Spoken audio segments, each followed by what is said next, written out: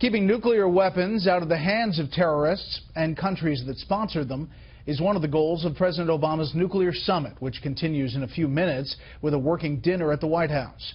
Correspondent Rich Edson tells us one nation in particular is getting a lot of attention. This was the focus of world leaders today, containing North Korea, its provocations and threats. At the Nuclear Security Summit in Washington, President Obama met with South Korean President Park and Japanese Prime Minister Abe.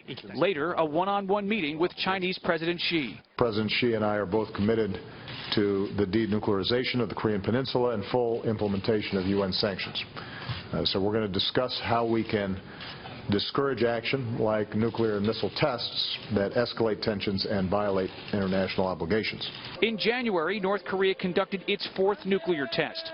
Earlier this month, it continued its recent string of ballistic missile tests, and it has threatened to attack the United States and its allies. The president's had 7 summits like this, and in the process, North Korea has built 20 nuclear weapons. So, clearly these summits are being very ineffectual in addressing what is one of the world's most dangerous nuclear problems. The United States and South Korea are discussing the deployment of an American missile defense system on the Korean Peninsula in response to the North Korean missile and nuclear tests.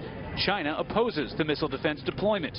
At the nuclear summit, officials say world leaders will also discuss efforts to prevent terrorist groups like ISIS from seizing nuclear materials. And while the United States and Russia control more than 90% of the world's nuclear stockpile, Russia is skipping the summit. Russia's lack of participation, obviously, in our view, is frankly counterproductive, given that this is an area where we share an interest. Nobody benefits from a lack or downgrading of collaboration on issues of nuclear security.